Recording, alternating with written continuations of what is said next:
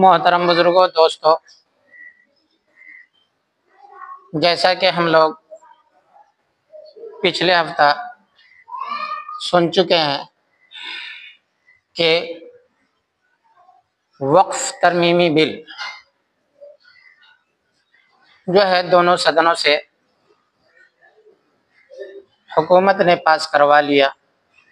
और उस पर जो है राष्ट्रपति का मुहर भी लग चुका है। मतलब ये है कि अब ये मुस्तकिल तौर पर एक कानून बन गया है। लेकिन जब ये कानून बना तो हमारे मुस्लिम पर्सनल लॉ बोर्ड, इमारत शरिया फुलवारी शरीफ पटना और दीगर जो मुस्लिम तंजीमें हैं, उन्होंने सुप्रीम कोर्ट के अंदर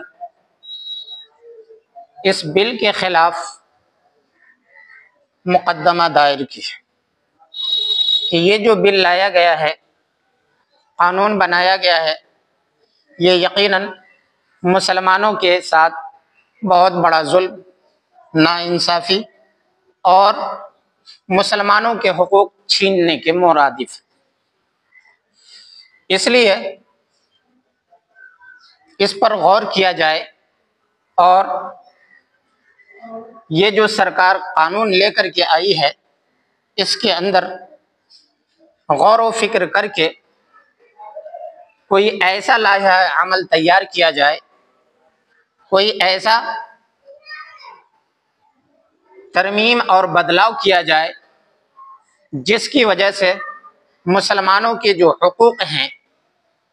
मुसलमानों के जो जायदाद हैं, वक्फ की ज़मीनें हैं,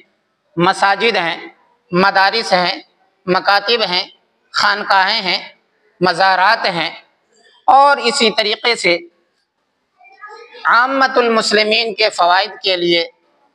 मुख्तलिफ़ चीज़ें, मकानात वग़ैरह बनाए गए हैं जिसमें गरीब, यतीम, बेवा, मिस्कीन किस्म के लोग ज़िंदगी गुजार रहे हैं। उनके ऊपर उनका मुकम्मल तौर पर रिहाइश और इंतज़ाम व इंसराम चलता रहे और इस वक्फ के कानून की वजह से क्या है, इन गरीब, मिस्कीन, यतीम, बेवा और मजबूरों को और ज़्यादा मुश्किलात का सामना न करना पड़े। तो मोहतरम बुजुर्गों, दोस्तों, इसी सिलसिले में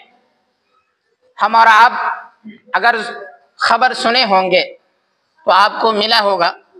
कि 16 तारीख को इसके बारे में अदालत के अंदर सुनवाई हुई और मुख्तलिफ पहलुओं पर क्या है, बहस हुई। अभी कानून नहीं बना है, बदलाव नहीं आया है, लेकिन काम शुरू हो गया। 16 और 17 दो तारीखों में इसके ऊपर सुनवाई हुई और हुकूमत वक्त के वकीलों से मुख्तलिफ सवालात हुए और मुसलमान जो लेकर के गए हैं इस चीज को, उसके ऊपर इनसे भी कुछ सवालात जवाबात हुए। उसी में मुख्तलिफ चीजें हैं, उनमें से एक ये भी है कि ये जो कानून बना है, इसके अंदर क्या क्या तब्दीली की जरूरत है। इस पर हुकूमत वक्त ने जो कानून बनाया है उसमें एक शिक है क्या कि कोई भी जमीन उस वक्त तक वक्फ की नहीं मानी जाएगी जब तक कि वक्फ करने वाले के बारे में ये इल्म न हो कि ये 5 साल से मुस्तकिल मुसलमान ईमान की जिंदगी गुजार रहा हो और शरीयत के अहकाम पर अमल कर रहा हो। तो इस चीज के बारे में अदालत ने ये कहा कि आप या राज्य सरकार इस चीज का कैसे पता लगाएंगे कि इन्होंने वक्फ करने से लेकर के और 5 साल तक, 5 साल पहले मुसलमान था और अब जाकर के वक्फ किया है जमीन, अपना जायदाद, इस चीज का हतमी फैसला किस तरह से हो सकता है? और ये शरई एतबार से भी गैर कानूनी है, क्योंकि मुसलमानों को हिंदुस्तान के अंदर जब कानून बना था उस वक्त भी इस चीज की आजादी दी गई थी कि कोई भी मुसलमान किसी भी वक्त अपनी इमलाक को, अपने जमीनों को, अपने जायदाद को वक्फ कर सकता है अल्लाह के नाम पर। इसके लिए ये 5 साल की शर्त नहीं है। और इसी तरीके से एक एक्ट जो लाया गया है उसमें यह है कि कलेक्टर इसका क्या है, जांच करेगा जमीन की, और जब तक कलेक्टर जमीन की जांच कर रहा है इस बीच में यह जमीन क्या है, वक्फ की नहीं मानी जाएगी, वक्फ की नहीं मानी जाएगी। तो मोहतरम बुजुर्गों, दोस्तों, इस पर अदालत ने कहा कि आप कलेक्टर से ठीक है जांच करवा लें, लेकिन इस मुद्दत में साल लगे, 2 साल लगे, 4 साल लगे, आप ये कह देते हैं कि इस वक्त में ये वक्फ की नहीं मानी जाएगी, तो ये बहुत बड़ा मामला गड़बड़ हो जाएगा, बहुत गड़बड़ हो जाएगा। इस दरमियान में कोई भी इस पर कब्जा कर सकता है, कोई भी अपना दावा ठोक सकता है कि ये वक्फ की नहीं है, ये मेरी है। चाहे कोई तंजीम करे या कोई इनफरादी आदमी करे, कोई भी दावा कर सकता है।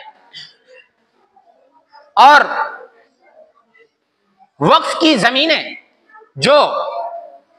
वक्फ किया गया है, बहुत सारे ऐसे हैं जिनका बाज़ाब्ता क्या है, वक्फनामा मौजूद नहीं है। जो वक्फ किया है जिसके नाम, उसके नाम वक्फ का कागजात नहीं है। तो इन तमाम चीजों को गौर व फिक्र किया गया कि अगर कागजात नहीं है लेकिन ये वक्फ में इस्तेमाल हो रहा है तो क्या है, उसे वक्फ का ही माना जाएगा। अदालत ने ये कहा है। इसी तरीके से जब मिंबर साजी की बात आई कि इस वक्फ जमीन के ऊपर जो काम करने वाले हैं तो इसके मिंबरान जो होते हैं तो उसमें गैर मुस्लिमों को शामिल करने का कानून के अंदर तज़किरा है, बात आई है। तो इस पर भी अदालत ने हुकूमत वक्त से पूछा कि क्या आप ये पसंद करेंगे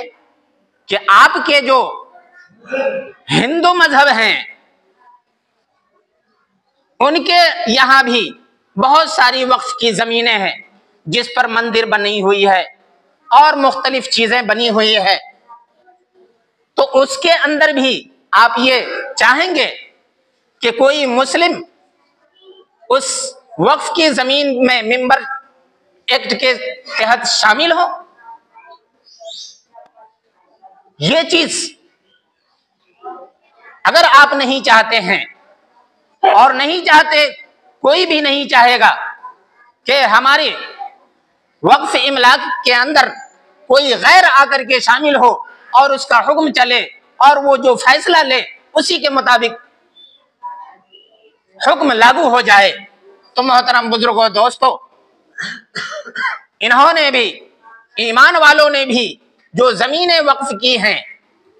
वो भी ये नहीं चाहते, वो भी ये नहीं चाहते कि उनके काम काज में कोई गैर मुस्लिम आकर के रुकावट बने या अपना हुक्म चलाए।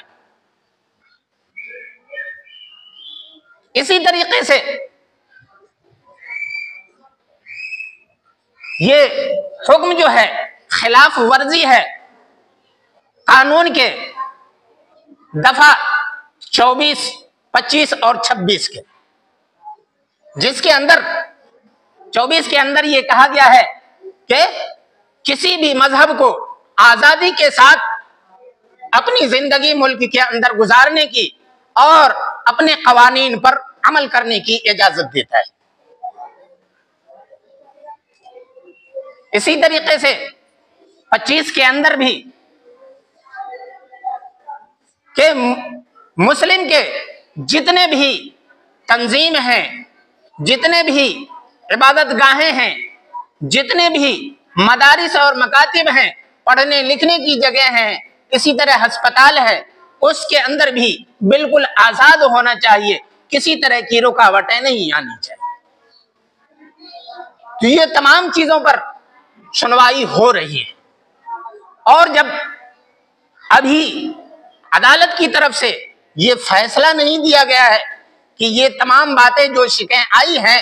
इन पर हतमी फैसला हो गया कि ऐसा ही होगा, बल्कि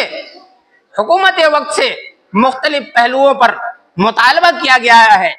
और कहा गया है कि आप इस तरह का हुक्म और ऑर्डर न चलाएं। आपने जो कानून बनाया है, आपने जो कानून और ज़ाब्ता को पास किया है, उसके अंदर तब्दीली और तहरीफ की जरूरत है, वरना मुसलमान और उसके इमलाक और उसके जो गरीब यतीम मिस्कीन बेवाओं का सहारा है, जिसके जरिए से ये लोग परवरिश पाते हैं, उनके लिए बहुत सारे मुश्किलात का सामना हो जाएगा। इसलिए हम सब दुआ करें, हम सब दुआ करें कि अल्लाह तबारक व तआला इन बातों पर हुकूमत वक्त को और अदालत को खूब सोच करके फैसला करने की तौफीक अता फरमाए। क्योंकि मोहतरम बुजुर्गों, दोस्तों, हम और आपको समझ में नहीं आता, हम अपने आजाद मिशन में काम कर रहे हैं, लेकिन जो लोग उससे फायदा उठा रहे हैं, जो लोग उनसे अपनी जरूरियात पूरी कर रहे हैं, जिन्हें उनसे फायदा हो रहा है, उनके लिए बहुत बड़ी मुश्किलात और परेशानियों का सामना करना पड़ रहा है। इसलिए मोहतरम बुजुर्गों, दोस्तों, हम और आप दुआ करते रहें और अगर हमारी आगे पहुंच है किसी की तो उसके लिए कोशिश भी करें और हर एतबार से, जिस एतबार से भी हमसे हो सके, मदद करने की कोशिश करें कि किसी तरीके से ये कानून जो पास हो गया है उसके अंदर जो अदालत के अंदर बहस चल रही है उसमें अल्लाह तबारक व तआला जजों और हुकूमत वक्त के दिलों में ऐसी बात डाल दे जो मुसलमान और मुस्लिम तंजीमों और यतीम गरीब मिस्कीन यतीम बेवाओं के हक में आए। अल्लाह तबारक व तआला से दुआ है कि अल्लाह तबारक व तआला हम सबको कहने सुनने से ज्यादा अमल की तौफीक अता फरमाए और हम सबको एक नेक बन करके जिंदगी गुजारने की तौफीक अता फरमाए। क्योंकि मोहतरम बुजुर्गों, दोस्तों, इसके अंदर पास कराने के अंदर भी हम मुसलमानों ही की कमजोरी, मुसलमानों ही की कमजोरी है। कहें तो एक तरह से गुस्ताखी होगी, लेकिन हकीकत यह है कि जब से हुकूमत बीजेपी की आई 2014 से, उस वक्त से मुख्तलिफ क्या है अज़्म और इस्तिक़लाल के साथ वो काम करती रही, लेकिन हमारी मुस्लिम तंजीमें, हमारे रहनुमा कान में तेल धरे सो रहे। जब वक्त आ गया आखिरी मरहला कि अब कोई गुंजाइश बाकी नहीं है, अब जाकर के कदम उठा रहे हैं, अब जाकर के कदम उठा रहे हैं, तो यकीनी बात है कि ये सब हम और आपके ही एक कराए का नतीजा है, हम सब के ही गाफिल दुनिया के मामलात से, हुकूमत के इरादे से और हुकूमत की चाहत से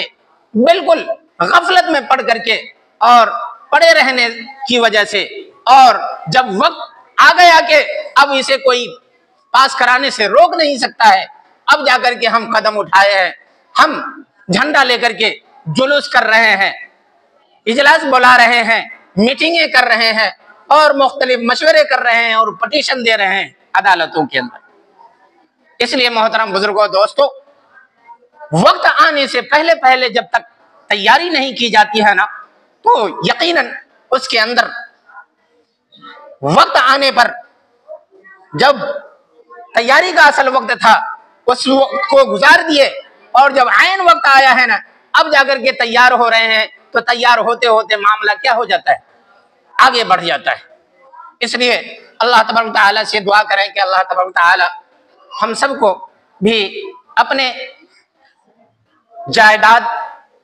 वक्फ, इमलाक और दीगर रिफाए आम की चीजों की हिफाजत की तौफीक अता फरमाए और इस पर हमेशा गौर व फिक्र करने की तौफीक अता फरमाए। आमीन। वमा अलैना इल्लल बलाग।